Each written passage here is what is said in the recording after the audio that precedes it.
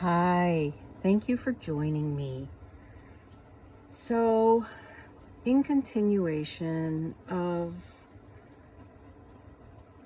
or I guess as an extension of my video on what are twin flames, I brought in a channeling. I work a lot with Archangel Michael, Archangel Metatron, some with Archangel Shamuel, and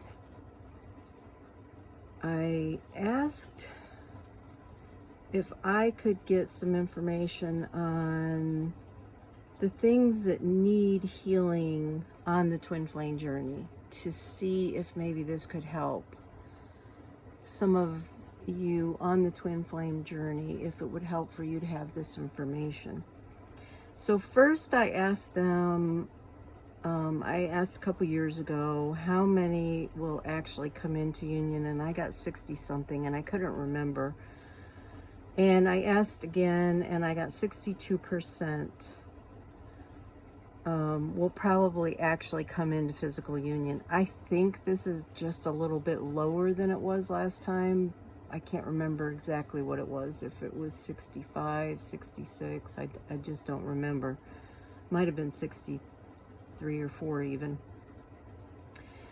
But I mentioned this in the other video, and I was going to tell you about the reasons that they told me that they would not come into union. Some of them will transition out of body. One or the other of the twins will transition out of body, and therefore they won't come into physical union. And I'll say more about some of these at the very end here. For some of them, the divine masculine's free will choice in not doing the work or having resistance to doing the work and learning the lessons that they need to learn is a factor. Some of the divine feminine's free will of not wanting to forgive and learning the lessons around that. And some of the divine feminines just won't be able to wait. They'll have to move on because their vibration is so high and they're focused on their mission and the union with the divine and the whole involvement of self-love that they will be moving on. Some of it's just because it's not in the destined contract for there to be a union in this lifetime. Now, some of those who transition out of body could very well be because it was not destined to be in their contract for this lifetime for them to come into union. And that could also be a factor in the divine feminine moving on and the divine masculine being in resistance. So I just wanted to bring that out because I meant to mention it last time and I was really running short of time. So this next part of it is a channeled message. I did write it down as it was being channeled in. I wrote it out, so I'm going to read what I got, and hopefully it won't take too long. So here we go. Although it is true that each twin flame couple has more specific things to heal for their own particular soul, there are general things / categories of items that all twin flames will need to work through and heal. As you know, when one twin does the work, the other also learns the lessons or some of the lessons or clears the energy and heals by attrition. However, there is individual work that has to be done. A twin cannot do the work for the other twin. Some major areas that early on, usually that the divine feminine will clear and break patterns of, are ancestral beliefs and patterns passed down through DNA. Now, some of this work will need to be also done by the divine masculine because they have come in with individual DNA. These can be layered and can take some time. The Divine Feminine may understand some of these patterns, and other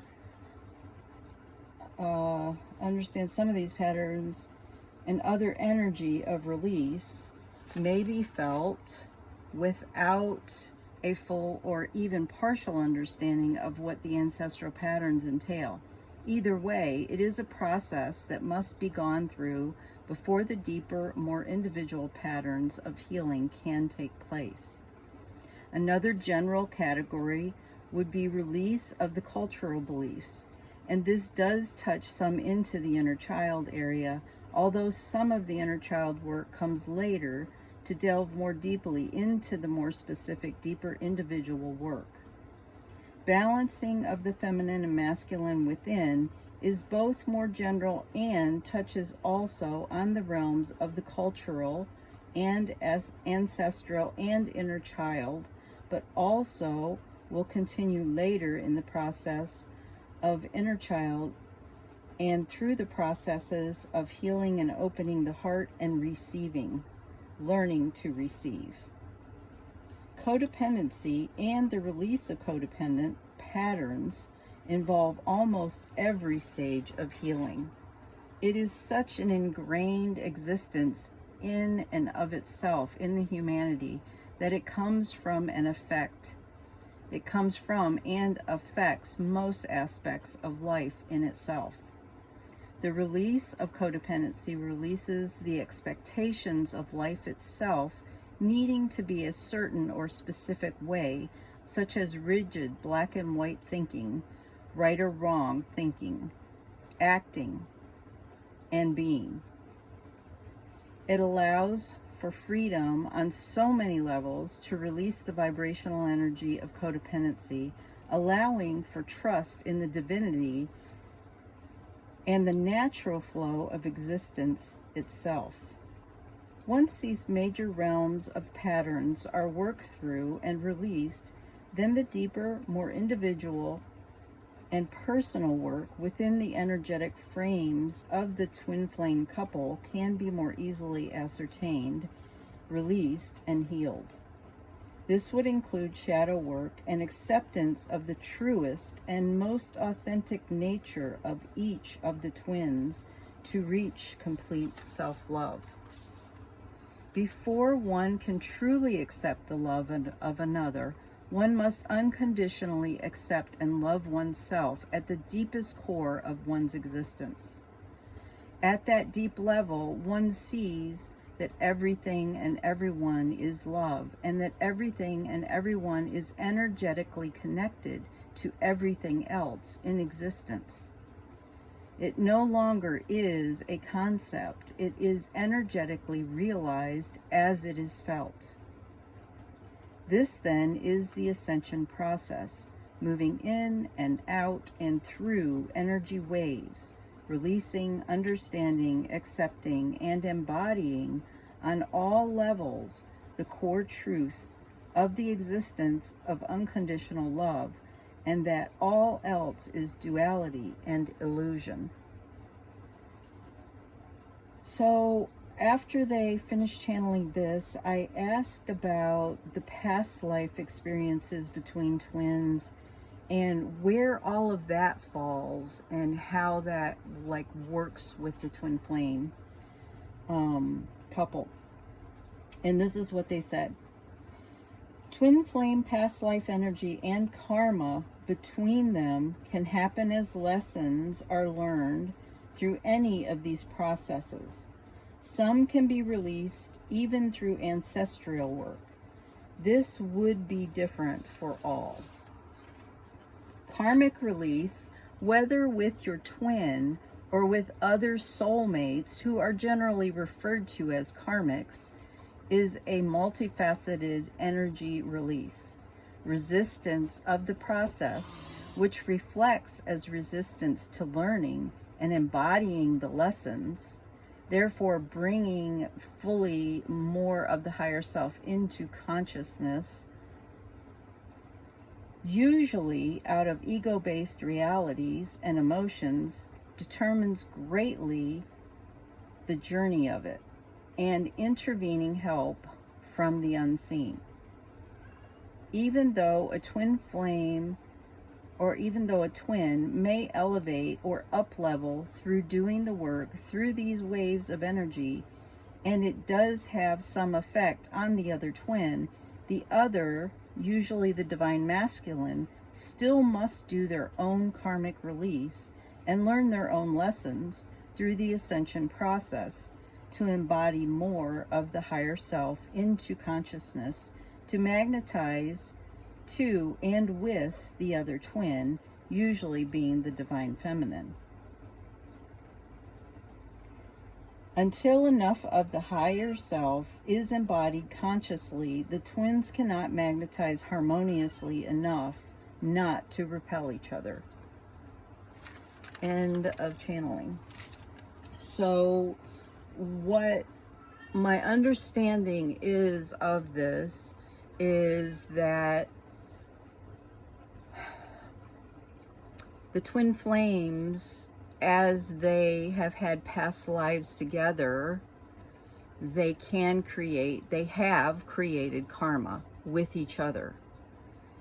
And in this lifetime, they have to resolve the karma with each other, as well as they have to learn through karmic soulmate relationships, which these karmics that they're dealing with are from their soul family.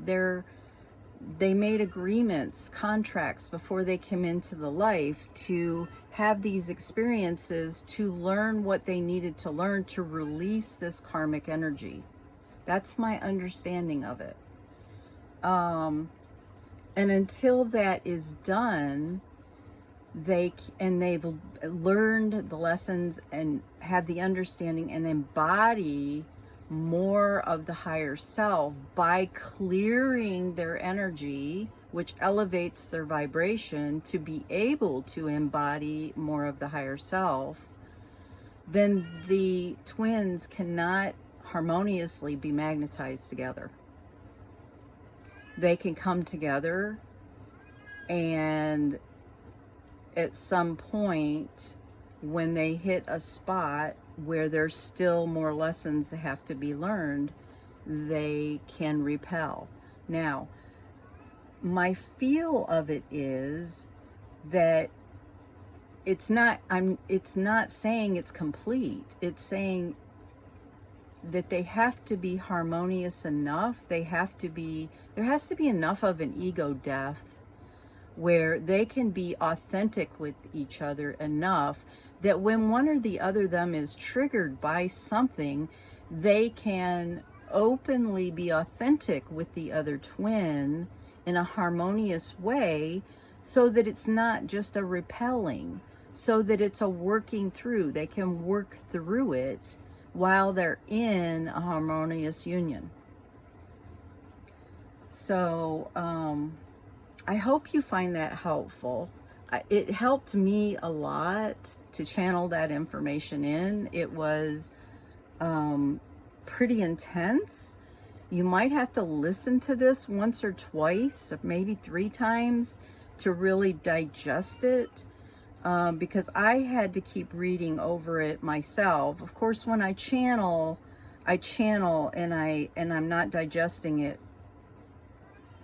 consciously, fully, as I'm channeling it all the time. I can feel the energy of it, but I can't always digest all of it and have to kind of reread it or listen back to, if I do a live channel, to fully get the understanding of it, even though I felt the energy of it. And also, it leaves me so fast that I can't always hold on to that energy of it.